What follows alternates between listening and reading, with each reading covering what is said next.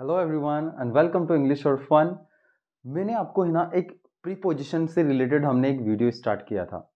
उस वीडियो में मैंने आपको बताया था ऑन प्रीपोजिशन के बारे में, वही फन वाला वीडियो याद आया? ये लंबा फन है ना।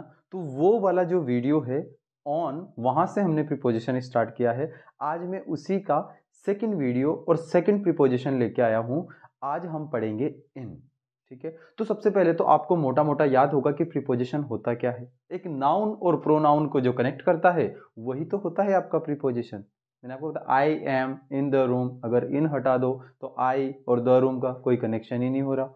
तो वो जो उन दोनों को, नाउन और प्रोनाउन को जो कनेक्ट कर रहा है, तो वो कनेक्ट करने वाला वर्ड ही तो होता है आपका प्रीपोजिशन। प्रीपोजिशन हमें किन तीन चीजों का ज्ञान कराता है? प्रीपोजिशन हमें टाइम के बारे में बताता है, प्रीपोजिशन हमें प्लेस के बारे में बताता है, और प्रीपोजिशन हमें डायरेक्शन के बारे में बताता है। तो इन तीनों चीजों का ज्ञान जो हमें कराते हैं वही तो होते हैं हमारे प्रीपोजिशन। तो आज हम देखने वाले हैं इन प्रीपोजिशन को। तो इससे पहले कि मैं इन शुरू करूं, अगर आप चैनल पे नए हो तो प्लीज सबसे पहले आप चैनल को सब्सक्राइब कर लीजिए। तो हम शुरू करते हैं।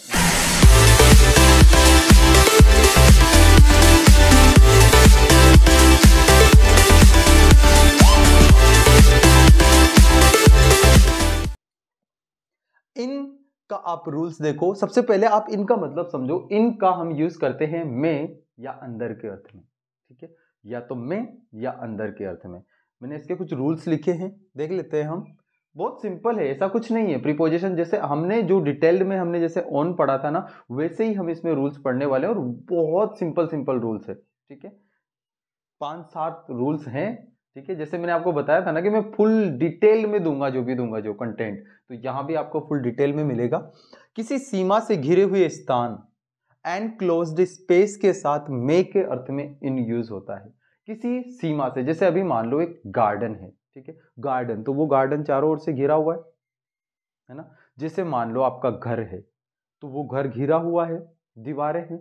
अब इसमें है ना, जरूरी नहीं है कि वो बंद हो, एकदम क्लोज्ड हो चारों तरफ से, ऐसा जरूरी नहीं है। ओपन भी हो सकता है, लेकिन किसी सीमा से घिरा हुआ होना चाहिए। ठीक है, हम क्या सोचते हैं बहुत सी बार कि इनका यूज खाली बंद जगहों के लिए हो सकता है। नहीं, ऐसा बिल्कुल भी नहीं है। ये जरूरी नहीं है कि इनका यूज सिर्फ और सिर्फ बंद जगह के लिए होगा। इनका यूज मे के अर्थ में होगा। तो वो जो जगह है वो जरूरी नहीं है कि वो चारों तरफ से बंद हो, वो 3 तरफ से बंद हो सकती है, वो 2 तरफ से बंद हो सकती है, लेकिन जो घिरी हुई होनी चाहिए वो। ठीक है, चारों तरफ से घिरी हुई जरूर होनी चाहिए किसी सीमा से, कि हाँ हम इस सीमा के अंदर अंदर की बात कर रहे हैं।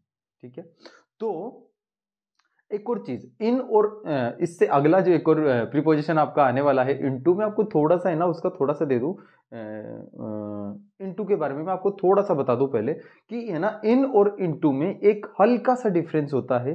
कि इन का यूज हम ऐसी जगह पे करते हैं जहां पे पहले से ही अंदर होने की स्थिति बताई जाती है, जहां पे पहले से ही अंदर होने की पोजीशन बताई जाए, वहां पे होता है इन। और इनटू वहां होता है जहां पे पहले से अंदर नहीं होता है, बाद में अंदर जाया जाता है, तब यूज होता है इनटू। ठीक है, तो ये इन और इनटू में कंफ्यूज मत होना। बस थोड़ा सा मैंने अभी टच किया है इनटू को। अपन इनटू को एकदम फुल डिटेल में स्टडी कर देंगे, करेंगे बिल्कुल एकदम, उसकी आपको टेंशन नहीं लेनी। लेकिन उससे पहले आप देखो, किसी सीमा से घिरे हुए स्थान, एनक्लोज्ड स्पेस, जो कि किसी सीमा से घिरा हुआ हो, के साथ में मे के अर्थ में इन यूज होता है। जैसे for example, he is playing in the garden, वह गार्डन में खेल रहा है। मे का अर्थ आ रहा है, और गार्डन जो होता है वो घिरा हुआ होता है। गार्डन एक सीमा है।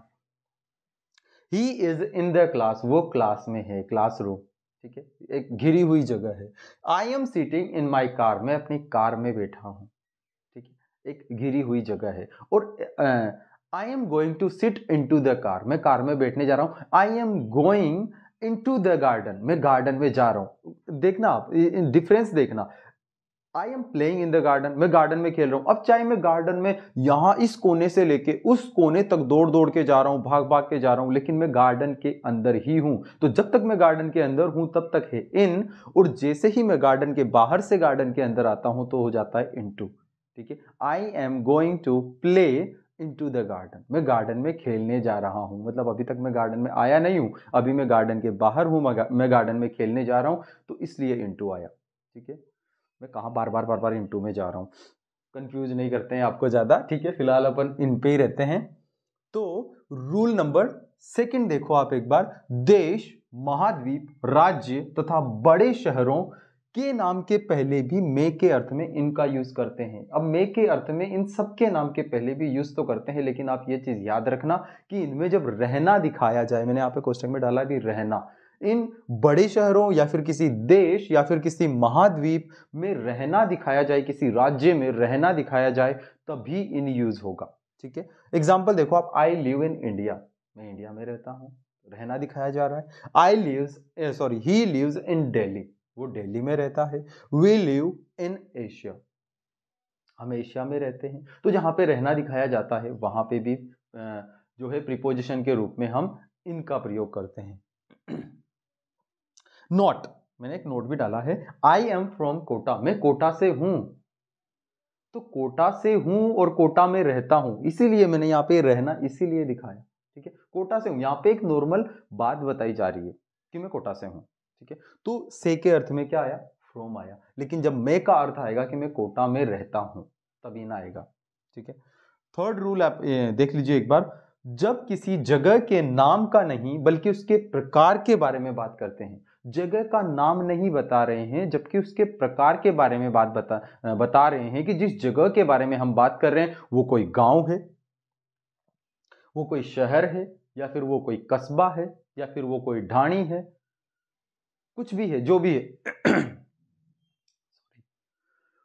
तो जगह के प्रकार के बारे में जब हम बात करते हैं, ना कि किसी स्पेसिफिक जगह के बारे में। एग्जाम्पल देखिए आप, I live in a village, मैं एक गांव में रहता हूं। ठीक है, तो मैं किस तरह की जगह पे रहता हूं, उस जगह का प्रकार बताया जा रहा है, ना कि जगह के बारे में बताया जा रहा है। आई लिव इन अ विलेज यानी कि मैं गांव टाइप का छोरा हूं।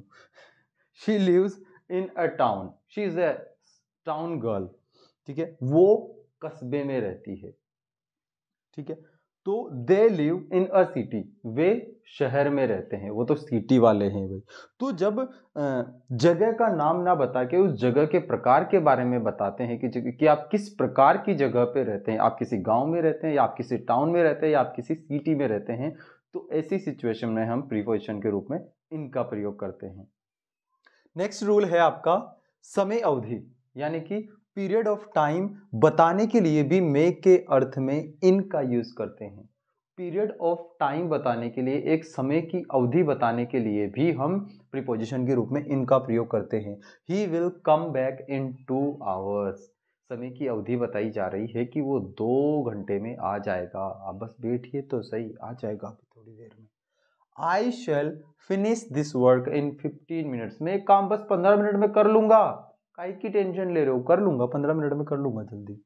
There are 7 days in a week, ओ ये तो हमें पता ही नहीं था, एक सप्ताह में जो है 7 दिन होते हैं। तो एक पीरियड ऑफ टाइम बताया जा रहा है, एक समय की अवधि बताई जा रही है। तो जब भी समय की अवधि बताई जाती है, पीरियड ऑफ टाइम बताया जाता है, तब हम प्रीपोजिशन के रूप में किसका प्रयोग करते हैं, इनका प्रयोग करते हैं। ठीक है, नेक्स्ट रूल आप देखिए, महीना, साल एवं ऋतु के नाम से पहले भी इन यूज होता है। महीना, साल या ऋतु के नाम से पहले भी इनका यूज होता है। अब यहाँ पे आप कंफ्यूज मत होना, क्योंकि लास्ट वाला जो हमने प्रीपोजिशन पढ़ा था ऑन, उसमें मैंने आपको बताया था कि दिन और डेट, ये दोनों याद रखना, ये दोनों ऑन ने ऑलरेडी इनको सील कर रखा है। डेट और डे, इन दोनों के लिए ओन आता है। इन कहाँ आ रहा है, इन आ रहा है महीने के नाम के पहले, किसी साल के पहले, या फिर ऋतु का नाम बताने के लिए। ठीक है, तो हम क्या यूज करते हैं, इन यूज करते हैं। ही केम हियर इन मार्च, वो यहाँ मार्च में आया, महीने का नाम। अब यहाँ मार्च की जगह चाहे अप्रैल होता, चाहे जुलाई होता, चाहे जून होता, चाहे दिसंबर होता, डजेंट मैटर एट ऑल। ठीक है, इंडिया बिकेम इंडिपेंडेंट इन 1947, हमारा देश जो है वो 1947 में आज़ाद हुआ। जब हमने ऑन पढ़ा था तो उसमें मैंने आपको एक एग्जांपल दिया था, आई वॉज बॉर्न ऑन 12 मार्च 1996, लिखा था मैंने ऐसा कुछ एग्जांपल। अब उसमें वहां पे ऑन आया, वो 12 मार्च, वो 12th के लिए आया, जो डेट जो दे रखी है ना वो 12th, वो उसके लिए आया। ठीक है, अब अगर मैं यहाँ पे उस 12th को हटा दूं और मैं बोलूं आई वॉज बॉर्न इन मार्च 1996, तो इन आ जाएगा ऑन की जगह पे। वहां पे जो ऑन आया वो सिर्फ और सिर्फ उस डेट के लिए आया, ठीक है। अब मैंने आपको बोला भी था कि पीछे का मटेरियल चाहे कोई भी हो उससे आपको कोई लेना देना नहीं है। जहां पे आपको फिल करना है ऑन या इन, जहां जो आपका फिल इन द ब्लैंक्स है उसके जस्ट बाद में क्या आता है वो सबसे ज्यादा मैटर करता है। तो वहां पे उसके जस्ट बाद में आया था 12th, तो यानी कि डेट, और डेट से पहले तो क्या आता है ऑन आता है। लेकिन अब अगर मैं यहां पे आपको बोलूं कि आई वॉज बोर्न इन मार्च 1996, तो यहां पे इन ही आएगा, फिर ऑन नहीं आएगा। मैं ये नहीं बोल सकता हूं कि I was born on March 1996, नहीं, बिल्कुल भी नहीं। I was born in March 1990। अच्छा, अब अगर मैं यहां से मार्च भी हटा दूं, 1996 भी रह जाए, तब भी देखिए आप यहां पे इस रूल के अकॉर्डिंग कि साल के पहले भी हम इन यूज करते हैं, तब भी अगर मैं मान लो मैं मार्च हटा दूं, मैं महीना हटा दूं, तब भी मैं क्या बोलूंगा, आई वॉज बोर्न इन 1996। मेरा जो जन्म है वो 1996 में हुआ था। चलो, he will go to his village in summer, ऋतु बताने के लिए भी, समर, विंटर, जो भी ऋतुएं होती है, ठीक है, रेनी सीजन। तो सीजन्स बताने के लिए भी हम क्या यूज करते हैं, प्रीपोजिशन के रूप में हम इनका यूज करते हैं। नेक्स्ट आप देखिए रूल, स्थायी कार्य परमानेंट एक्शन के साथ भी मेक के अर्थ में हम इन यूज करते हैं। परमानेंट एक्शन बताने के लिए, किसी की जॉब बताने के लिए कह सकते हो he is in the army, वो आर्मी में है, ठीक है। He my brother is in the police, मेरा भाई जो है वो पुलिस में है, नहीं ऐसा नहीं है, इसे सिर्फ एक एग्जाम्पल है, ठीक है। रूल नंबर 7, इनका यूज इन फ्रेजेस के साथ भी होता है। कौन कौन से फ्रेजेस हैं वो, मॉर्निंग, इवनिंग, आफ्टरनून, नाइट। तो in the morning, in the evening, in the afternoon, in the night, आपने सुना है कभी वैसे in the night? In the night होता है कि एट नाइट होता है, मुझे बताओ आप सबसे पहले तो। जब भी हमने सुना है अक्सर एट नाइट ही सुना है ना, इन द नाइट होता है क्या? बिल्कुल होता है इन द नाइट, लेकिन इन द नाइट हम यूज करते हैं किसी खास रात के लिए, ठीक है। यूजुअल जो रातें होती है, जो नॉर्मली हर रात रात होती है ना, हर रात दिन थोड़ी होता है, क्योंकि रात बीच में दिन वाली थोड़ी आती है, रात तो हर रात रात ही होती है। तो जो भी यूजुअल नाइट्स होती है उनके लिए हम यूज करते हैं एट नाइट। अब आपके दिमाग में ना सबसे बड़ा कंफ्यूजन ये होगा कि सर हमने तो कहीं पे तो सुना था, हमने थोड़ा सा हमें धुंधला धुंधला याद आ रहा है कि हमने कहीं पे तो सुना था कि स्पेसिफिक प्लेस और टाइम बताने के लिए तो एट का यूज होता है, तो फिर आप यहाँ पे स्पेसिफिक टाइम बताने के लिए इनका यूज क्यों कर रहे हो? ये जो झमेला है ना ये सिर्फ यहीं पे है, ठीक है, ये ज्यादा आगे तक नहीं है। सिर्फ अगर आप किसी स्पेसिफिक नाइट के बारे में बात कर रहे हो तो इन द नाइट आएगा, ठीक है, और यूजुअल नाइट्स के बारे में बात कर रहे हो तो एट नाइट आएगा। अदरवाइज हर जगह पे जहां पे स्पेसिफिक टाइम और स्पेसिफिक प्लेस की बात की जाएगी, किसी प्लेस को पॉइंट आउट किया जाएगा, किसी टाइम को पॉइंट आउट किया जाएगा, तो वहां पे एट ही आएगा। अगला वाला एट ही ले ले क्या, या इनटू ले? मैंने सबसे ज्यादा इन दोनों ही प्रीपोजिशंस को यहाँ पे इसमें टच किया है, एक तो एट और एक इनटू। तो आई थिंक कि अब नेक्स्ट वाले में है ना एट और इनटू को ही ले लेते हैं, ठीक है। आई होप कि आपको आज का ये इन तो पसंद आया होगा। अगर आपको इन पसंद आएगा तभी एट और इनटू आएगा ना, नहीं तो आपको पसंद ही नहीं आएगा तो फिर जबरदस्ती वीडियो बनाने का मतलब क्या है, ठीक है ना। तो आई होप कि आपको पसंद आया हो। So thank you so much guys for watching this video. अगर आपको ऐसे ही और वीडियोस चाहिए तो प्लीज सब्सक्राइब माय चैनल।